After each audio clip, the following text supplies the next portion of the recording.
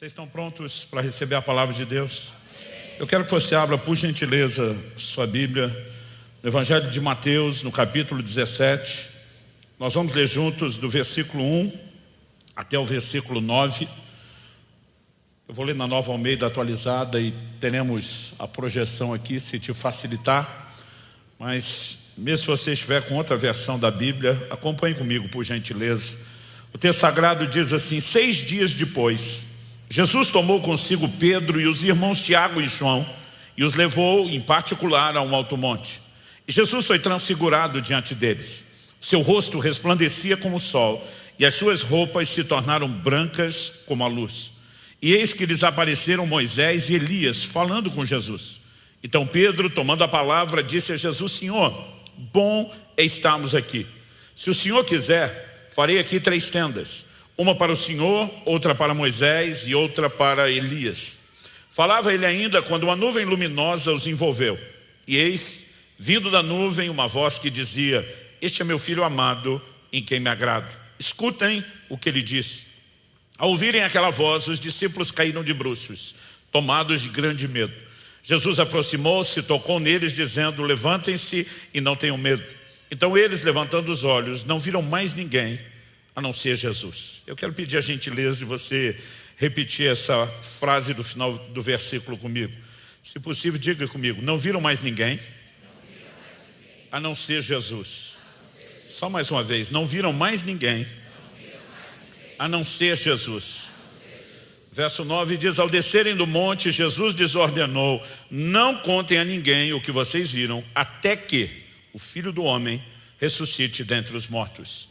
Meu Deus, nós oramos declarando dependência do Senhor, confiança na manifestação da Tua graça e na ação do Teu Espírito Santo, para que a Tua palavra, que é viva e eficaz, mais penetrante do que qualquer espada de 2 gumes, que, como diz a própria Escritura, penetra ao ponto não só de dividir alma e espírito, juntas e medulas, mas é apta para discernir os intentos do coração. Que ela exponha o que está dentro de nós e que ela também deposite dentro de nós um novo nível de compreensão e correspondência à Tua voz e aos Teus princípios. Que a Tua palavra, de fato, trabalhe em nós, não só aqui e agora, mas mesmo depois desta reunião. É a nossa oração em nome do Senhor Jesus. Amém. Bom, eu quero compartilhar com vocês uma mensagem que eu vou intitulá-la de Somente Jesus.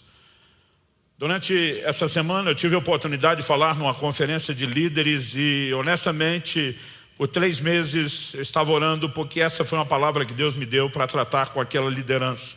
Mas foi um assunto que mexeu tanto comigo ao longo desses 3 meses que eu acabei entendendo a importância de fazer uma versão não tão ministerial da mensagem como tivemos com os pastores, mas aplicar esses princípios para a nossa caminhada com Deus. Qual era o propósito dessa experiência aqui registrada? Para mim é evidente que ela não era algo exclusivo para Pedro, Tiago e João. Embora esses 3 dos 12 apóstolos estivessem com o Senhor e foram, nas palavras de Pedro, na sua 2ª epístola, no capítulo 1, foram testemunhas oculares da sua majestade por ocasião desse ocorrido, o Senhor Jesus fala para eles no versículo 9, não contem a experiência a ninguém até que. Então até que é o prazo de validade. O Senhor estava dizendo para eles: vocês vão guardar silêncio, vocês vão evitar falar do assunto até que o Filho do Homem ressuscite dentre os mortos. Em outras palavras, Jesus estava dizendo: no momento certo, depois da minha ressurreição, tornem pública a experiência, contem para os outros. E dos 4 evangelhos, os 3 primeiros que chamamos os evangelhos sinóticos, eles têm uma construção dos relatos da vida de Jesus, dos seus ensinos, dos seus milagres, muito semelhante. Todos eles compartilham a experiência. Pedro, como eu disse, menciona na sua 2ª epístola aquilo que aconteceu, o que me faz de fato acreditar que os apóstolos usaram isso como parte do seu ensino. Não era apenas um comunicado de algo que aconteceu na vida deles ou no ministério de Jesus, mas era parte de um ensino. Então qual era o propósito da experiência? Antes de pensarmos no que Deus queria que aprendêssemos, é evidente que quando Jesus se transfigura, e o texto está dizendo: seu rosto resplandecia como o sol, suas roupas, verso 2, se tornaram brancas como a luz.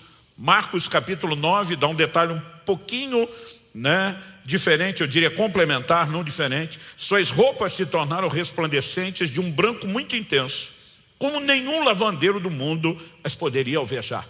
Não é apenas a glória de Deus vista no rosto do Senhor Jesus. A Bíblia diz que suas vestes mudam, né? Aquela experiência que obviamente foi impactante tinha um propósito: glorificar a Cristo. Lá adiante, daqui a pouco leremos o texto de Pedro. O apóstolo Pedro, falando dessa experiência, diz que Jesus recebeu honra e glória da parte de Deus Pai. O Evangelho de Lucas também registra que não apenas Moisés e Elias apareceram em glória, mas que eles viram a glória de Jesus. Portanto, o propósito dessa experiência era glorificar a Jesus. Embora os dois maiores ícones do Antigo Testamento, Moisés e Elias, representando a lei e os profetas, tenham aparecido, no final, ninguém mais é visto a não ser Jesus. É daí que eu quero tirar o tema da mensagem: somente Jesus. No final das contas, no frigir dos ovos, como diria a geração de meus pais, eu honestamente nunca entendi muito porque é que chegaram a usar essa expressão. O que de fato conta, o que resta, o que fica, o que tem importância é o Senhor Jesus. Essa mensagem ela tem um propósito: é resgatarmos com clareza e pontuarmos com clareza aquilo que deveria ser o tempo todo o centro do Evangelho: Cristo. O Evangelho, ele carrega na sua essência a centralidade de Cristo. No entanto, ao longo dos séculos, desde o início da igreja, nós temos visto alterações, mas talvez como nunca antes, nós temos o que eu tenho definido de um evangelho transgênico. O evangelho tem se tornado cada vez mais antropocêntrico, ou seja, o homem no centro e não o Senhor Jesus. E parte daquilo que nós podemos classificar de fundamento bíblico da nossa doutrina é o que eu quero classificar aqui como a proeminência de Cristo. Então, há alguns textos que eu particularmente recorro a eles na leitura, na meditação, leio em voz alta, fico confessando e declarando com uma certa frequência na minha vida, porque eles são muito pontuais em relação a isso. Eu gostaria de ler alguns desses textos com vocês. O primeiro deles está em Colossenses, no capítulo 1, e eu quero ler dos versos 16 a 18. A Bíblia diz: pois nele foram criadas todas as coisas, nos céus e sobre a terra, as visíveis e as invisíveis, sejam tronos, sejam soberanias, quer principados, quer potestades. Tudo foi criado por meio dele e para ele. Ele é antes de todas as coisas, nele tudo subsiste. Ele é a cabeça do corpo, que é a igreja. Ele é o princípio, o primogênito dentre os mortos, para ter a primazia em todas as coisas. Você pode repetir isso comigo? Para ter a primazia em todas as coisas. Depois Efésios capítulo 1, de 20 a 23, falando sobre a ação de Deus, diz: ele exerceu esse poder em Cristo, ressuscitando dentre os mortos e fazendo sentar à sua direita nas regiões celestiais, acima de todo principado, potestade, poder, domínio e de todo nome que se possa mencionar, não só no presente século, mas também no vindouro. E sujeitou todas as coisas debaixo dos pés de Cristo, e para ser o cabeça sobre todas as coisas, o deu à igreja, a qual é o seu corpo, a plenitude daquele que a tudo enche em todas as coisas. Colocou tudo debaixo, todas as coisas debaixo dos pés de Cristo. Filipenses capítulo 2, de 9 a 11. Por isso também Deus o exaltou sobremaneira e lhe deu o nome que está acima de todo nome, para que ao nome de Jesus se dobre todo o joelho nos céus, na terra e debaixo da terra, e toda língua confesse que Jesus Cristo é Senhor, para a glória de Deus Pai. Quando olhamos a própria declaração de Jesus aos judeus em João 5,39, ele diz: examinais as escrituras, porque julgais ter nelas a vida eterna, e são elas que testificam a respeito de mim. Na teologia nós definimos e classificamos isso como convergência bíblica. Tudo na Escritura converge na pessoa de Jesus. Não apenas porque elas profeticamente anunciavam de forma antecipada a sua vinda, a sua obra, mas elas convergem no sentido de apontar para Ele como centro, como a razão, como motivo de todas as coisas. Nele tudo subsiste. A Bíblia diz que tudo é dele, por meio dele, e no final das contas, como propósito, é para Ele. Ou seja, Ele é o centro de tudo e Ele tem a proeminência. E nós precisamos olhar para essas verdades e tratá-las de forma inegociável. O apóstolo Pedro, posteriormente, explicaria essa experiência, que ele mesmo testemunhou com as seguintes palavras. 2 de Pedro, capítulo 1, de 16 a 19. Porque não lhe demos a conhecer o poder e a vinda de nosso Senhor Jesus Cristo, seguindo fábulas engenhosamente inventadas, mas nós mesmos fomos testemunhas oculares da sua majestade. Porque ele recebeu glória e honra da parte de Deus Pai, quando pela suprema glória lhe foi enviada a seguinte voz: este é o meu Filho amado, em quem me agrado. Ora, nós ouvimos essa voz vinda do céu, quando estávamos com ele no Monte Santo. Assim, temos ainda mais segura a palavra profética, e vocês fazem bem em dar atenção a ela, como uma luz que brilha em lugar escuro, até que o dia clareie e a estrela d'alva nasça no coração de vocês. Ele obviamente trata da obra de Deus como ainda não concluída, como não terminada, e ele está falando que até que o dia clareie, até que a estrela d'alva nasça no coração de cada um de nós, nós temos a palavra profética, uma luz que brilha. Ela estabelece uma referência, e essa palavra é o próprio Cristo. Ele é o verbo, ele é o centro de todas as coisas. E nós precisamos voltar a esses fundamentos, porque tudo aquilo que Deus quer fazer na minha vida, na sua vida, nas nossas vidas, tem um propósito: glorificar a Jesus Cristo. A proeminência do Senhor Jesus em todas as coisas precisa ser compreendida e precisa ser destacada. E 2 Tessalonicenses, no capítulo 1, nos versos 11 e 12, o apóstolo Paulo diz assim: por isso também não cessamos de orar por vocês. Gente, ter gente orando é ótimo. Ter gente do calibre do apóstolo Paulo orando, melhor ainda. Ter gente como Paulo dizendo que não cessa de orar, que está orando o tempo todo, nem se fale. Pelo que Paulo orava: não cessamos de orar por vocês, pedindo que o nosso Deus os torne dignos da sua vocação. Eu e você precisamos corresponder com dignidade ao chamado do Evangelho. Paulo fala disso também em Filipenses 1, 27, vivei de modo digno da vocação com que foste chamados. Mas ao mesmo tempo que é um imperativo nos chamando a isso, ele intercedia, que nosso Deus os torne dignos da sua vocação e cumpra com poder. Essa expressão para mim também merece destaque: cumpra com poder todo o propósito de bondade e obra de fé. Ele disse: eu estou aqui na luta, na peleja, em oração, em intercessão, clamando que todo o propósito de Deus se cumpra na vida de vocês, o propósito de bondade, a obra de fé. Por qual razão? Qual o motivo de tudo isso?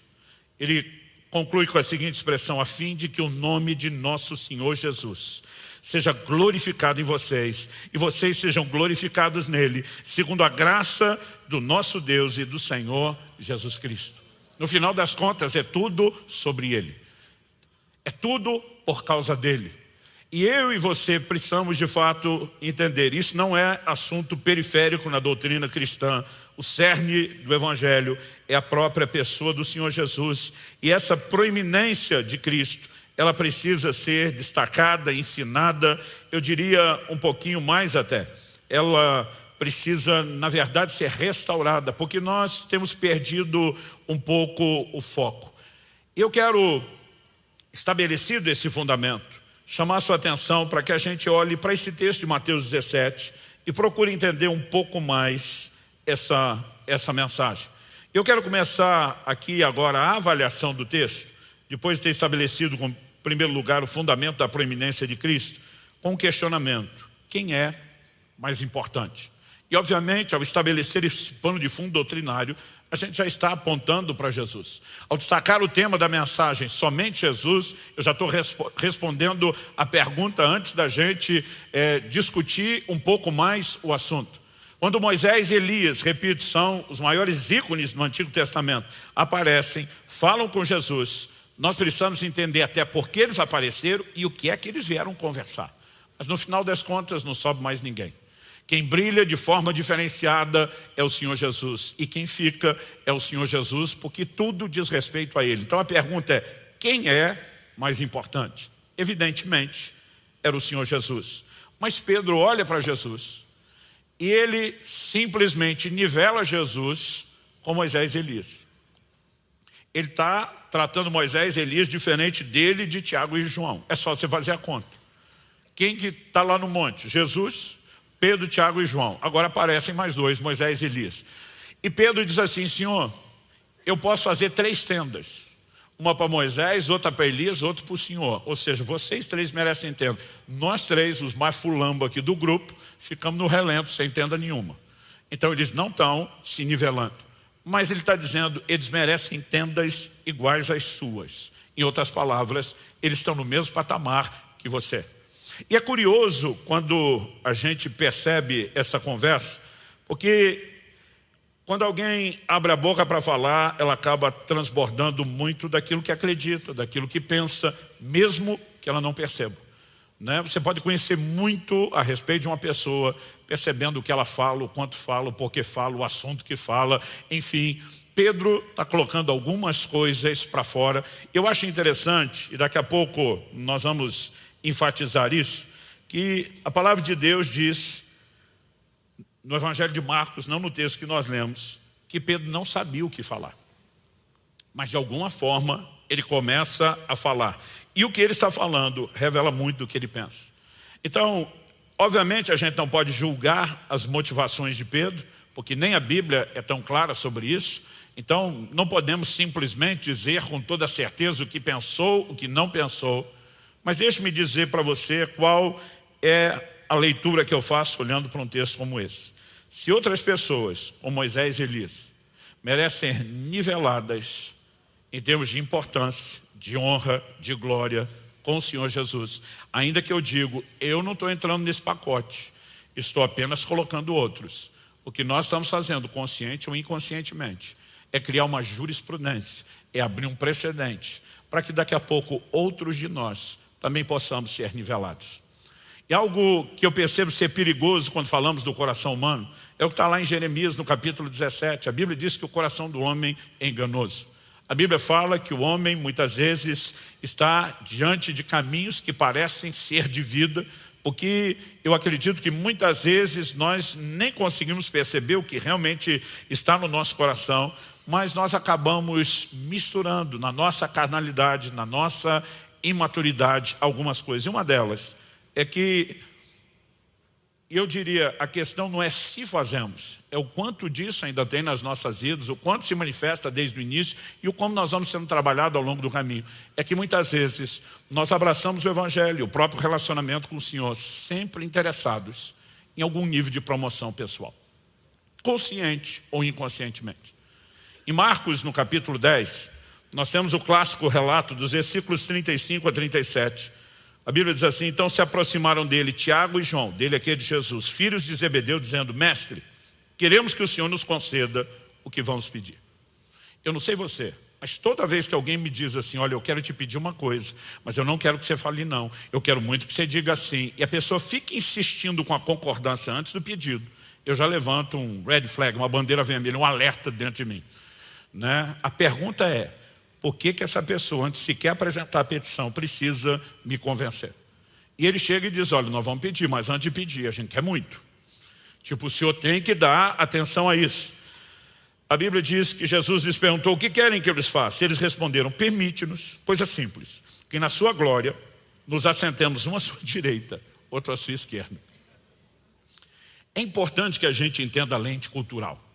Eles até então não estão olhando para Jesus com o claro entendimento de que ele veio estabelecer primeiro um reino espiritual e só por ocasião da sua segunda vinda um reino espiritual. Jesus teria que explicar essas coisas. O reino de Deus não vem com aparência exterior, não adianta dizer ei-lo aqui, ei-lo lá, e diz o reino de Deus está dentro de vós. Jesus precisou calibrar toda a mentalidade deles, mas eles estavam esperando que Jesus simplesmente derrubasse o Império Romano, assumisse o controle do mundo, e basicamente eles estão dizendo, olha, nós não vamos concorrer com o seu lugar de governo. Isso aí quem tentou se deu mal, que foi o Satanás, foi lançado fora, então isso aí não. Mas o lugar à direita e o da esquerda, do lado do trono, ou seja, aquelas posições mais honrosas, que seria hoje tipo algo mais ou menos assim, ministro da Fazenda e do Planejamento, e diz isso nós queremos que fique com a nossa família. O verso 41 diz qual foi a reação dos outros 10. Quando os outros 10 discípulos ouviram isso, começaram a ficar indignados com Tiago e João. E a pergunta é, por que ficar indignados? Eu não acho que eles ficaram indignados, é muita imaturidade, é muita carnalidade. Eles ficaram indignados porque todos eles também queriam sentar à direita e à esquerda. E na verdade, agora está aberta a disputa pelos lugares de honra entre toda aquela equipe. Porque muitas vezes, consciente ou inconscientemente, nós podemos estar buscando oportunidades de promoção pessoal. Embora o Evangelho né? Eu não diria o evangelho, nós precisamos entender que mais do que o evangelho, o próprio Deus seja um Deus abençoador. Hebreus 11:6 diz que Deus é galardoador daqueles que o buscam. Isso não é algo apenas que Ele faz. O que Ele faz é uma extensão do que Ele é. Então a Bíblia diz que Ele é galardoador. Eu não quero colocar aqui em xeque se existe ou não bênção, se existe ou não intervenções da parte de Deus. O problema é muitas vezes o filtro que eu e você carregamos. É o como nós lidamos com o próprio Deus, com o relacionamento com Ele. Porque muitas vezes Ele não é o fim, Ele é apenas o meio para que a gente, através dele, consiga o fim que a gente quer. Isso bagunça completamente a nossa relação com Ele. Então, ao olhar para isso, eu acredito que nós precisamos entender o próprio propósito da aparição de Moisés e Elias. Mateus e Marcos registram que eles falavam, ou seja, conversavam com Jesus. Mas é só o Evangelho de Lucas que registra o teor da conversa. Lucas capítulo 9, 30 e 31 diz assim: e eis que 2 homens falavam com ele. Eram Moisés e Elias que apareceram em glória e falavam da morte de Jesus que ele estava para cumprir em Jerusalém. O propósito daquela conversa é justamente aquilo pelo qual Cristo veio a esse mundo e se fez homem. O seu sacrifício por nós, a morte na cruz. Existe naquele momento, seja orientação, seja esclarecimento, seja encorajamento. A Bíblia não é clara sobre o teor da conversa, mas ela aponta para aquilo que é o centro da obra de Deus, a própria morte e o sacrifício de Jesus.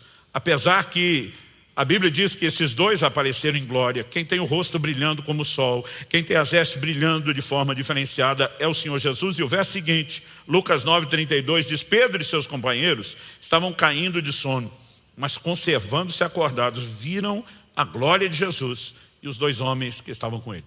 A percepção da glória de Jesus, ela é destacada, mas ainda assim nós vemos que Pedro está empolgado com Moisés e Elias. Aliás, Lucas, no capítulo 9, diz que a iniciativa de Pedro de dizer vamos fazer 3 tendas é quando os 2 já estavam começando a se distanciar. Tipo, não pode ir embora não. Esse negócio de ficar só Jesus, não, nós precisamos deles, nós precisamos do time completo, nós precisamos de toda a elite, essa gente famosa do Antigo Testamento aqui conosco. E de alguma forma nós precisamos entender que o valor da lei e dos profetas, que é o que Moisés e Elias representam, é justamente o fato de que eles sempre apontaram para o sacrifício de Cristo. Mateus 11, verso 13. Jesus diz: a lei e os profetas profetizaram até João. A partir de João Batista, o precursor de Cristo, quando tudo aquilo que Jesus veio fazer está para acontecer, a Bíblia diz: a lei e os profetas estavam apenas anunciando tudo o que passaria a se cumprir por meio dele. Ele é o centro de todas as coisas. Ele não é apenas o criador, ele não é apenas o causador, ele é a razão de tudo. Tudo vem dele, é por meio dele, e no final das contas é para ele. E a ideia aqui de entender a importância de Cristo é o reconhecimento da centralidade dele. Mas muitas vezes nós acabamos misturando as coisas. Então, deixa eu dar aqui alguns exemplos. Deus vai usar pessoas, Deus vai usar circunstâncias, Deus pode usar coisas, vamos falar assim, para tornar genérico, que vão promover Jesus.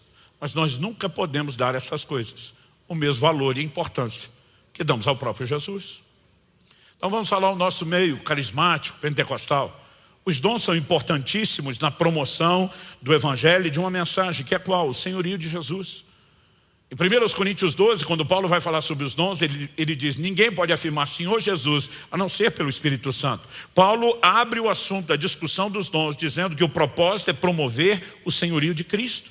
Ele diz: se o incrédulo entrar no nosso meio e começarmos a profetizar, e os segredos do seu coração forem manifestos, a Bíblia diz: ele vai se prostrar com o rosto em terra, não dizendo, vocês são top pra caramba, vocês são crentes extraordinários. Mas a Bíblia diz que ele vai prostrar com o rosto em terra, reconhecendo que Deus está no meio de nós, porque a glória precisa ser sempre dele.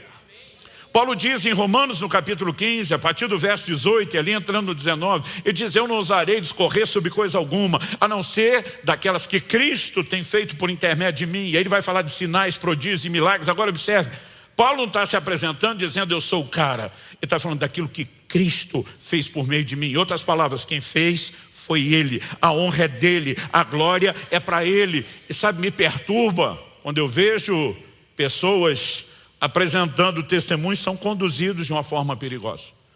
Quando eu cheguei na igreja tal, minha vida estava assim e ela mudou. Quase dá a entender que foi a igreja que fez aquilo. Ou antes de conhecer ministério tal, minha situação era essa, e depois como se fosse a pessoa, isso é bobagem. Nós não podemos dar aquilo que Deus usa e que deveria apontar para Cristo e honrá-lo e promovê-lo, o mesmo nível de importância. Quem está entendendo? Aliás, às vezes não é nem só o mesmo nível de importância, a gente valoriza a coisa em si e perde até o propósito pelo qual ela é dada. Então, os próprios apóstolos ali, os 3 que estavam com Jesus, eu não sei exatamente se Pedro e João abriram a boca, se concordaram, se Pedro simplesmente fala apenas por ele, mas não há nada que diga que eles sequer tenham contestado Pedro. Na hora que Elias e Moisés estão ameaçando sair, eu já começo a distanciar. Não, ninguém vai embora, nós vamos morar aqui, nós vamos ficar aqui. Esse é o lugar da glória de Deus, esse é o lugar onde nós queremos estar. E muitas vezes a gente acaba se perdendo. A igreja tinha uma ordem muito clara de Jesus. E diz: recebereis poder ao descer sobre vós o Espírito Santo, e sereis minhas testemunhas. Onde? O Senhor diz: Jerusalém, Judeia, Samaria e até os confins da terra. Quando o avivamento veio na igreja de Jerusalém, ninguém foi a lugar nenhum. Ninguém saía de Jerusalém, os da Judeia vinham. Mas o evangelho não foi levado muito longe. E todo mundo está curtindo a glória e o avivamento da forma mais egoísta possível. Isso tudo é nosso. Isso tudo é para nós. Nos foi dado. Temos que usufruir. Chega um momento, Deus diz: não vão por bem, vão por mal. A perseguição vem sobre a igreja. Quando todo mundo começa a fugir da perseguição, o evangelho começa a ser pregado. Imagina Deus olhando lá de cima e dizendo: podia ter sido bem mais simples se vocês não fossem tão egoístas. Por que eu estou dizendo isso? Enquanto Pedro está dizendo: queremos morar aqui, então logo eles descem no monte no dia seguinte. Tem uma multidão necessitada ao pé do monte. Tem um pai que traz um filho endemoniado, desesperado por ajuda. E só há um propósito para que eu e você possamos nos abastecer na presença de Deus: é descarregar isso na vida das pessoas e, no final das contas, promover os interesses de Cristo. Ele não queria alcançar apenas eu e você, Ele quer que mais gente seja alcançada.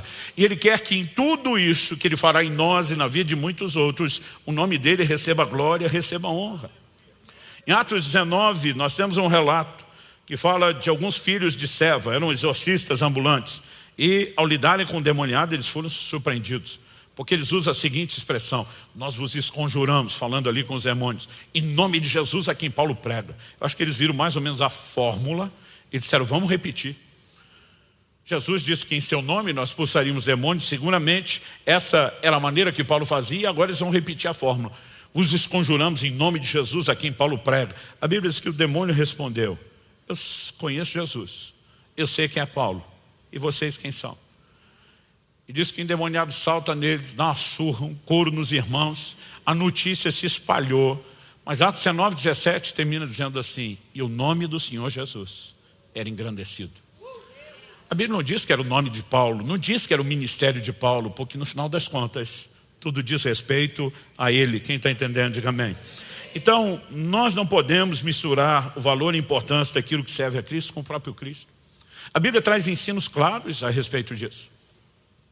E muitas vezes me preocupa a maneira como muitos de nós estamos tratando o evangelho sem a percepção da centralidade de Cristo. Nós tratamos Deus como um meio necessário para alcançar o que queremos. Ele tem virado para muitos de nós só o trampolim para que a gente chegue onde realmente quer. E quando isso não acontece? Por que muita gente perde a fé? Por que muita gente vira as costas para o Senhor? Pelo mesmo motivo da mulher de Jó. Quando de repente ela olha, as coisas já não estão mais do jeito que gostaria, ela fala para o seu marido: amaldiçoe seu Deus e morre. Tipo, ou ele dá o que a gente quer, ou a gente descarta ele. Porque o centro, e é isso que eu falo de um evangelho antropocêntrico, acaba sendo a gente e não ele. Ele está na periferia, ele está orbitando em torno da gente para agradar a gente o tempo todo. Essa é a mentalidade e filosofia de muitos. E essa é a razão pela qual, quando a pressão vem, muitos abrem mão. Agora, se você entendemos, espera aí, nós é que orbitamos em torno dele, ele é o centro de todas as coisas. Aí tem uma perspectiva diferente, e é com essa perspectiva que você vai entender orientações bíblicas, como Paulo escrevendo aos Coríntios e perguntando: vai um irmão a juízo contra outro irmão, isso perante incrédulos? Paulo não questiona se o cara tinha ou não o direito de brigar por determinada questão, mas ele pergunta: vocês não entendem que isso é a vergonha para vocês? Um mau testemunho dessa briga. A pergunta dele é: por que é que você não sofre a perda? Tipo, abra mão do seu direito e promova a glória de Jesus em vez de vergonha por nome dele. Quando nós entendemos que ele é o centro, o comportamento muda, a conduta muda. Você consegue imaginar como seria a maioria dos nossos casamentos se Cristo de fato fosse o centro do entendimento da vida cristã e de relacionamento que nós temos com Deus? Então a gente procuraria viver exatamente o que ele falou. E se a sua filosofia de casamento incluir você dar outra face, e aqui não digo literalmente, porque espero que ninguém agrida a face do outro dentro, do casamento, andar a segunda milha, entregar a capa junto com a túnica. Você imagina se a gente vivesse uma disputa para viver o que Jesus ensinou, e se ele fosse o centro? Você acha que ia ter gente resmungando por aí, estou pensando em divorciar porque eu tenho o direito de ser feliz? E a minha pergunta é, como é que é? Você acha que vai ser feliz em rebeldia contra Deus, quebrando os princípios de Deus, atropelando o senhorio de Jesus, colocando ele fora? Foi assim que as coisas bagunçaram lá no Éden. O diabo vem e diz, o que Deus deu para vocês não está bom.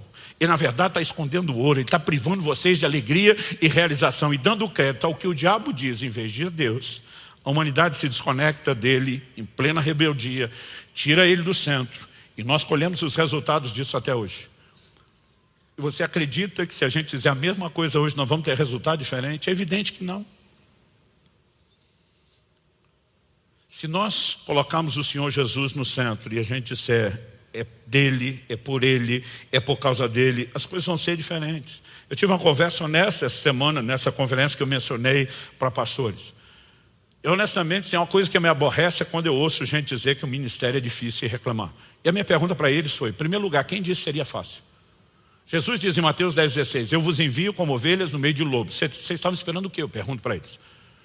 Ele diz, vocês serão odiados de todos por causa do meu nome. Nós ainda temos o privilégio de viver numa nação que, pelo menos até agora, nós temos liberdade para pregar o evangelho. E se não tivéssemos? Então a nossa fidelidade seria comprometida, porque aí a gente não quer correr o risco, de ter que simplesmente sustentar a verdade, custe o que custar. Nós precisamos trazer novamente o Senhor Jesus para o centro. Atos capítulo 5, verso 41, fala dos apóstolos, eles se retiraram do sinédrio muito alegres. Se fosse só alegre, já ia bugar a cabeça de muita gente, mas a Bíblia diz muito alegres por terem sido considerados dignos de sofrer afrontas por esse nome. E dizer por causa do nome, o nome dele que merece ser honrado, se nós fomos achados dignos de ser perseguidos por ele, alegria. Eles olhavam para o outro dizendo que privilégio. Em Atos, no capítulo 20, no verso 24, Paulo diz, porém nada considero a vida preciosa para mim mesmo, desde que eu complete a minha carreira, o ministério que recebi do Senhor Jesus para testemunhar o evangelho da graça de Deus. O cara diz, minha vida não é importante. Eu não estou atrás dos meus interesses. E se eu tiver que morrer, e se eu tiver que sofrer, e ele diz, o Espírito me assegura que de cidade em cidade, o que me aguarda são cadeias, são tribulações. Eu fico me perguntando, a maioria de nós não obedece à comissão de pregar nem com liberdade? Imagina se ele estivesse garantindo que ao obedecer a gente ainda ia ter problema. Aí que a gente não faria. Mas quando ele é o centro, as coisas mudam. A centralidade de Cristo tem sido roubada do evangelho contemporâneo. E eu diria, consequentemente, até daquilo que nós podemos chamar da visão de ministério. Onde está a nossa verdadeira alegria? Salmo 16:11, eu tenho batido muito nessa tecla ultimamente. Diz, na presença do Senhor, a plenitude de alegria, e a sua destra há delícias perpetuamente, a sua direita. Não há nenhum lugar onde eu e você vamos encontrar tamanha alegria ou realização, a não ser nele. E muitas vezes nós temos usado Deus apenas como um meio para buscar alegria nas coisas que Ele poderia nos dar, em vez de buscar alegria nele. O apóstolo Paulo diz em Filipenses 2, de 16 a 18, assim no dia de Cristo. Essa frase no dia de Cristo tem muito peso. Porque um dia cada um de nós estará diante do próprio Senhor, no tribunal de Cristo, como Paulo diz em 2 Coríntios, no capítulo 5. E haverá prestação de contas, nós vamos ser recompensa de tudo aquilo que fizemos por meio do corpo. Então, a maioria de nós deveria pensar, não na vida terrena, mas no investimento que fazemos da nossa vida aqui, em relação ao que teremos lá. E ele diz assim, no dia de Cristo, poderei me gloriar de que não corri em vão, nem me esforcei inutilmente. Paulo dizia, todo o meu trabalho de pregar, de discipular, de exortar vocês, de lutar por uma fé sadia, para que vocês permaneçam na sã doutrina. E diz, diante do Senhor, vou me gloriar de que eu não corri em vão, nem me esforcei inutilmente. E diz, entretanto, E esse entretanto agora ele vai considerar algo. Mesmo que eu seja oferecido como libação, sobre o sacrifício e serviço da fé que vocês têm. O que é ser oferecido como libação? Alguns sacrifícios do Antigo Testamento tinham uma oferta de libação, líquido era derramado sobre ele, era parte do processo. Então ele está dizendo, tem um sacrifício da fé de vocês, do serviço da fé que vocês têm, e eu sou o líquido que será derramado.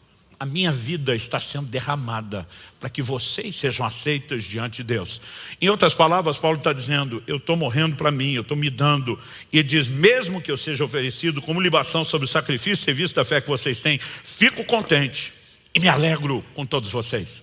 Em outras palavras, ele está dizendo, eu não estou buscando alegria em defender meus interesses, minhas realizações, os meus sonhos. Ele diz, a alegria e a realização vem muito mais da gente abrir mão deles para se alinhar com a vontade de Deus do que qualquer outra coisa.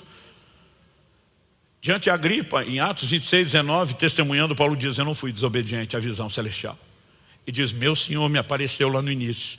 Ele sinalizou qual era o chamado, o que Ele queria de mim. Eu não desobedeci. Eu estou vivendo para Ele. Ele é o centro, Ele é o motivo, Ele tem a primazia em todas as coisas. E a minha vida vai orbitar em torno dEle e da vontade dEle. Então Ele diz, eu fico contente e me alegro com vocês. Diz assim também vocês, pela mesma razão, fiquem contentes e se alegrem comigo. Porque é impressionante como as pessoas podem ter dó de alguém. Outro dia um falou, pastor, que dó de você, que tem que se doar tanto ao ministério. Eu digo, que dó de mim. Você acha que um dia eu fui sorteado lá no céu para pagar o preço em nome de todos vocês? E Deus diz, vamos escolher alguns para azarar a vida deles e botar no ministério. Eu olhei para a pessoa e falei, dó de tu, que não entende a honra e o privilégio que é o chamado. Eu lembro de uma ocasião, outro dia, num desses jejuns prolongados, sentei com o pessoal, porque queria estar mesmo só para conversar. O povo ia estar compartilhando o reino de Deus, falando da palavra, testemunhando, né, compartilhando experiência. Eu estou lá no meio do bolo e um olha para mim e diz, que dó do senhor. Falei, dó porque o senhor não está comendo. Nesse dia eu não falei, eu só pensei, falei, dó de tu, que acha que realização é isso que está aí na sua frente, em vez de abrir mão dessas coisas por algo maior, por algo melhor. Sabe, nós precisamos passar a repensar, gente, o Evangelho e a forma correta de relacionar com o Senhor e devolver ao Evangelho a centralidade de Cristo. Quem está entendendo?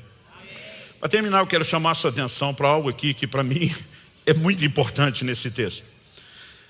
Em Mateus 17, quando Pedro começa a falar, se o Senhor quiser, eu vou fazer 3 tendas, uma para o Senhor, outra para Moisés, outra para Elias. O verso 5 diz assim, falava ele ainda, ou seja, Pedro não tinha terminado a fala nem o raciocínio. Falava ele ainda quando uma nuvem luminosa os envolveu. E eis vindo da nuvem uma voz que dizia, este é meu filho amado, em quem me agrado. Escutem o que ele diz. Outra tradução diz, a ele ouvi. Traduzindo, Pedro, cala sua boca. Para de falar e ouça ele. Então, em terceiro e último lugar, eu quero fazer um outro questionamento. Segundo lugar, depois de falar da proeminência de Cristo, perguntamos quem é mais importante. O terceiro, um desdobramento disso é quem está falando. Outro dia, um irmão me abordou em algum lugar. Eu não me lembro onde eu estava. Mas ele me abordou, ele estava emocionado. Falou, pastor, o senhor não tem noção do impacto que foi sua vida, na minha vida. Seus ensinos, mesmo à distância, me mudaram. E ele começa a testemunhar e eu, glória a Deus. Eu falo, olha, eu fico feliz que você esteja compartilhando a glória dele. O incentivo para continuar é nosso. Mas pensa num cara que não parava de falar. Mas não parava de falar. Interessante que ele só falava dele e dele e dele. E quando finalmente terminou o tempo que ele conseguiu, eu não tinha podido falar absolutamente nada, coisa nenhuma para ele. E eu fiquei pensando, se eu sou tão importante na vida dele, por que é que não me deu a chance de falar nada? Nem para ajudar ele a continuar a crescer. E sabe, eu não estou contando isso para tentar apresentar a ideia de que eu acho, que eu preciso de reconhecimento, não é isso. Eu só fiquei pensando, por que a gente consegue empolgar, manter o discurso de que o outro é importante, mas não dar voz para quem a gente está dizendo que é importante? Eu fico pensando, Deus tendo que dizer, cala a boca, Pedro, deixa ele falar em vez de só você ficar falando. Porque Pedro assumiu o controle de tudo. Ou nós vamos fazer o seguinte, é tenda para um, é tenda para outro, já estava tudo planejado. Só que, Marcos capítulo 9, verso 6, diz assim, pois não sabia o que dizer, por estarem eles apavorados. Se não sabe o que dizer, fecha a matraca. Então ele não sabe o que dizer diante de tudo que está acontecendo, mas eu preciso falar. Agora, mesmo que ele não tinha um discurso pronto, planejado, na hora que ele abre a boca, Mateus 12:34, diz que a boca fala do que está cheio o coração. E você percebe ali um anseio de controle. E eu fico pensando, o que o Pedro fez foi insano, foi estúpido, para falar bem o português claro. Você consegue imaginar isso? Você tendo a oportunidade não só de estar com Jesus, carne e osso, mas agora a glória de Deus se manifesta. Moisés e Elias estão ali. Eu às vezes sento em algumas mesas com pastores experientes, gente que tem história, e eu penso, se eu abrir minha boca vai ser no fim, depois de ouvir todo mundo. Agora você está com Jesus, numa manifestação como essa, que não dá para olhá-lo como um comum, que talvez seja a ideia que eles pudessem ter no dia a dia. E ainda assim você não para de falar. E uma voz tem que vir do céu dizer, ouça ele. Eu fico pensando, Pedro, tu foi um vacilão. Mas é fácil a gente jogar pedra no Pedro. É fácil a gente jogar pedra em qualquer outra. A pergunta é, será que a nossa vida de oração não reflete exatamente o que Pedro fez? Isso estamos falando daqueles que oram, porque a maioria, não vou dizer a maioria que pode ser injusto, muito crente nem orar ora. Mas dos que oram, será que a nossa vida de oração não é igual a de Pedro? A gente está lá e a gente fala, e fala, e fala, e fala, e fala, mas não ouve. E a gente diz para ele como a gente quer que sejam as coisas. Gente, eu comecei a examinar a minha vida de oração. E eu dediquei muito à oração no início do ministério. A maior parte do tempo eu orava para Deus fazer tudo que eu queria. Tudo que eu imaginava, tudo que eu sonhava, como achava que tinha que ser. Todo o tempo era focado no jeito que a gente queria. Mas a pergunta é, embora a oração possa envolver a ideia e a possibilidade de que eu e você consigamos de Deus algo que a gente quer, ela não pode ser definida em essência, de forma completa, absoluta, por esse parâmetro. Eu tenho repetido essa frase há muitos anos. Oração não é apenas o meio através do qual eu e você conseguimos de Deus tudo que a gente quer. O que é que a gente aprende com Jesus no Getsemane? Onde ele dobra os seus joelhos para diante do Pai e dizer, seja feita não a minha, mas a sua vontade. Jesus está nos ensinando que oração também deveria ser em contrapartida. O meio através do qual Deus consegue de nós o que Ele quer. Tiago 4,13, vocês que dizem, hoje ou amanhã iremos a tal cidade, negociaremos, ganharemos dinheiro, deveriam dizer, se o Senhor quiser. A maioria de nós faz todos os planos de vida. A gente escolhe com quem vai casar, sem buscar às vezes Deus em oração a respeito disso. A gente escolhe onde vai morar, a gente escolhe a profissão, a gente escolhe o trabalho, escolhe tudo. E depois de determinar tudo como será a nossa vida, a gente só sai dizendo, agora você abençoa aí, Deus. E faz o meu plano dar certo. Eu pergunto, é essa a ideia de uma vida de oração da Escritura? Não. A maior parte dos projetos bem-sucedidos, eles nasceram em ambientes onde as pessoas ouviam o Senhor. Atos capítulo 13. A liderança da igreja de Antioquia, reunida, jejuando, adorando o Senhor, estão ali ministrando o Senhor, para tudo o resto, nada é importante, vamos estar com Ele. A Bíblia diz, e disse o Espírito Santo, separai-me a Paulo e Barnabé para a obra a que eu os tenho chamado. O que é que Deus fala com Moisés no monte? 40 dias, distante de tudo e de todos lá com o Senhor. Deus diz, tenho cuidado de fazer conforme o modelo que te foi mostrado no monte. Deus está dizendo, a planta da construção é minha. Você só é alguém que executa o meu plano, a minha vontade. E a maioria de nós não tem entrado nesse lugar. E eu não estou falando isso para te apontar o dedo, para jogar pedra em você. Honestamente, eu fico me perguntando o como ou o quanto eu queria ter ouvido um ensino tão claro como esse desde o início da minha caminhada. Porque às vezes a gente demora muito tempo para aprender o que poderia ter entendido mais rápido, com clareza. Quando Jesus ora e chora no Getsemane, dizendo, se possível, passa de mim esse cálice.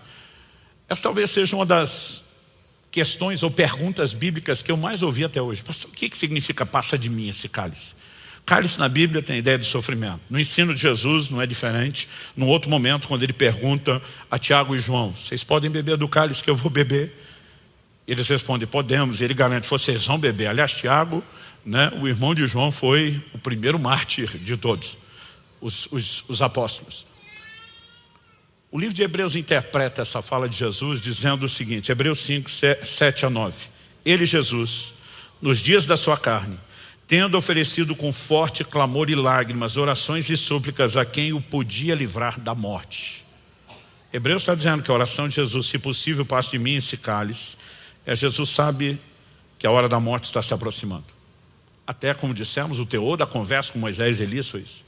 E agora, diante de Deus, como um homem, entenda isso, que está apavorado, dizendo: Deus, se tiver um plano B, se tiver um jeito de evitar esse nível de morte e sofrimento, isso é como eu me sinto, mas eu não quero pleitear a minha vontade em colisão com a sua.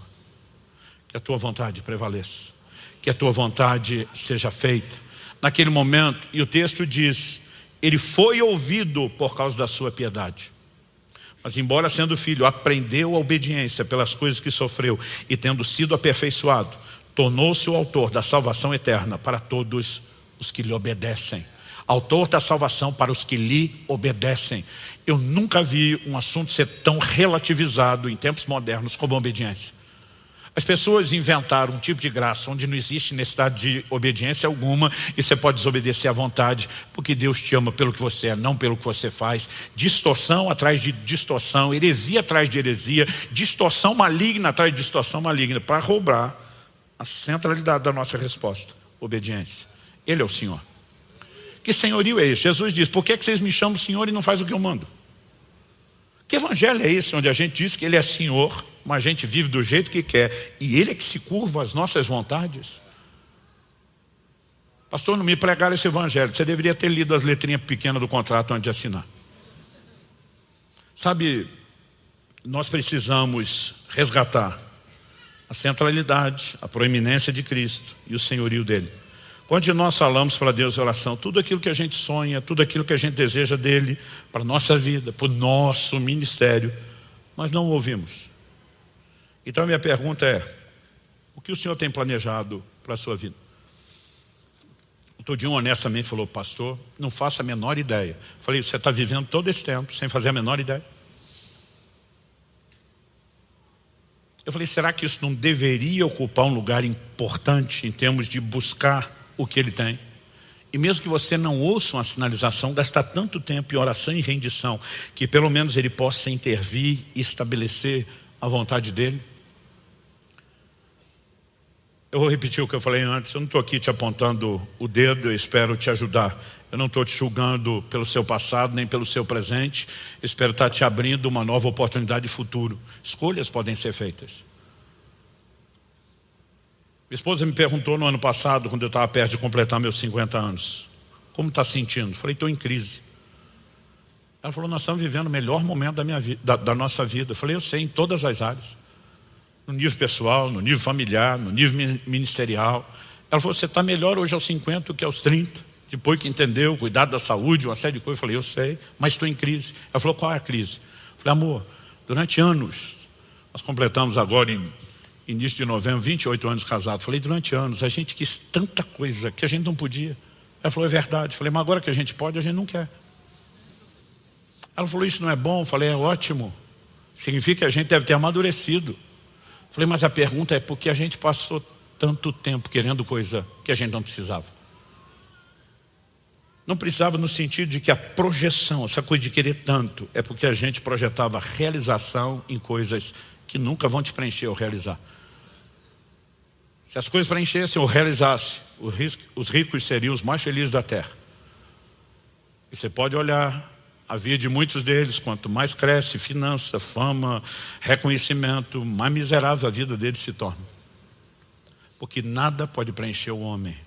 Tudo o que eu e você precisamos está nele e nesse entendimento do senhorio dele. E sabe, eu não estou dizendo que Deus não vá te abençoar com outras coisas. Jesus diz: busque em primeiro lugar o reino de Deus e a sua justiça. E diz o resto. E tudo que não é o reino e a justiça é resto. E diz: o resto vem a reboque, vai ser acrescentado. Mas é interessante que quando Ele acrescenta essas coisas, normalmente Ele as dá para quem não trata essas coisas como centro e o propósito. Ele as libera quando entende que elas não vão concorrer com o lugar dele. E nós precisamos ajustar e calibrar o nosso entendimento de senhorio. Você recebe essa palavra? Eu quero terminar te fazendo algumas perguntas práticas que te ajudem a avaliar o seu relacionamento com Deus. Será que entendemos, estamos reconhecendo de modo prático a proeminência de Cristo nas nossas vidas? Ou de vez em quando nós estamos imaginando que a gente pode surfar na onda com ele e ter algum nível de promoção ou lucro pessoal. Deus me fez lembrar essa semana de algo curioso, antes de eu falar desse assunto com os pastores. Eu ainda era adolescente, um dia eu estou lendo Apocalipse 4. Eu chego no versículo 4 que diz que a volta do trono de Deus, onde o Senhor Jesus está sentado com ele. João viu outros 24 tronos. Certamente tronos menores, mas são chamados de tronos.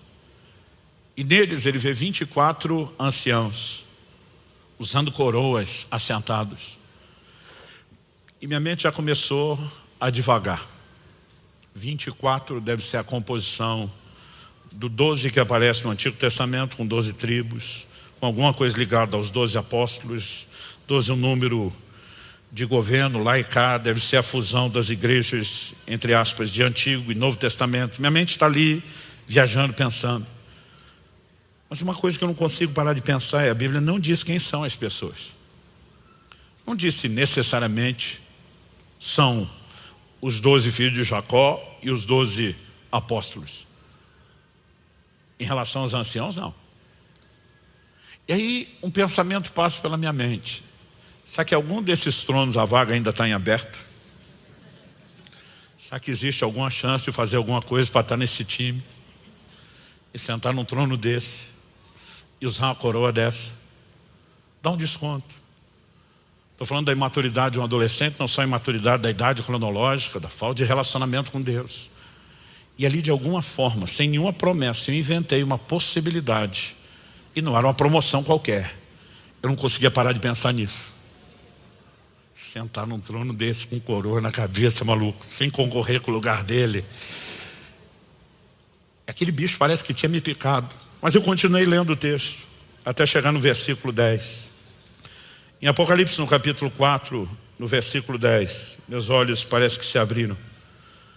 Porque o texto diz: e os 24 anciãos se prostravam diante daquele que está sentado no trono. Adoravam o que vive para todo sempre. E depositavam as suas coroas diante do trono, proclamando: tu és digno, Senhor e Deus nosso, de receber a glória, a honra e o poder, porque criaste todas as coisas e por tua vontade elas vieram a existir e foram criadas. O entendimento de que tudo é dele, por ele e para ele faz com que qualquer um de nós que recebeu um trono e uma coroa imediatamente desça dele, se prostre diante da majestade, tire aquela coroa, deposite aos pés dele, para dizer: a glória e a honra é sua e somente sua. Naquele dia, o Espírito Santo falou comigo: qualquer trono e coroa que você possa ser colocado um dia, mesmo que não seja isso que você está olhando, só existe uma razão para que você ocupe o trono ou a coroa: é a capacidade de rapidamente descer de lá, colocar a cara no chão, depositar a coroa aos pés do Senhor e dar glória a Ele. Sabe, levariam anos, e é um processo de aprendizado que ainda continua. Não pode ser que eu cheguei lá. Nós precisamos nos questionar se estamos reconhecendo de forma prática a proeminência do Senhor. Será que a nossa visão e prática cristã reflete a centralidade de Cristo? Eu e você precisamos questionar isso. E falando da nossa vida de oração, será que temos ouvido a Jesus? Ou nossa vida de oração segue sendo apenas sobre aquilo que queremos? Vou falar mais uma vez, não vim te apontar o dedo, e Deus não me levou a falar dessas coisas para julgar você, mas é uma oportunidade de ajuda, e uma poderosa ajuda que Ele nos oferece, não só trazendo orientação de princípios, mas por meio da palavra Ele consegue trazer à tona aquilo que está no nosso coração, como diz Hebreus 4:12. E Ele só expõe para que possa ser tratado, para que eu e você sejamos aperfeiçoados. Eu gostaria que nós pudéssemos terminar esse culto com um momento de rendição ao Senhor. Você pode fazer isso como achar melhor. Você pode fazer isso sentado, você pode fazer isso em pé. Mas se você puder, e talvez a gente possa fazer aí no lugar, nas cadeiras, Eu gostaria de abrir a possibilidade, não exigir. Alguns podem até ter alguma limitação ou dificuldade física. Mas se você puder, eu gostaria que talvez a gente tirasse alguns momentos para dobrar os joelhos diante dele. Essa é uma figura muito forte na Bíblia de rendição. Eu gostaria de te chamar a reafirmar o senhorio dele. Reafirmar o senhorio dele sobre a sua vida. A Bíblia fala sobre confessar Jesus não apenas Salvador, mas Senhor das nossas vidas. E qualquer coroa ou qualquer trono, não importa o que Deus possa ter te dado, o que Ele fez por você, o quanto Ele possa ter te honrado ou promovido, você possa colocar aos pés dele e dizer: Senhor, eu quero ser guiado pelo Teu Espírito nesse entendimento prático. Fale com Deus.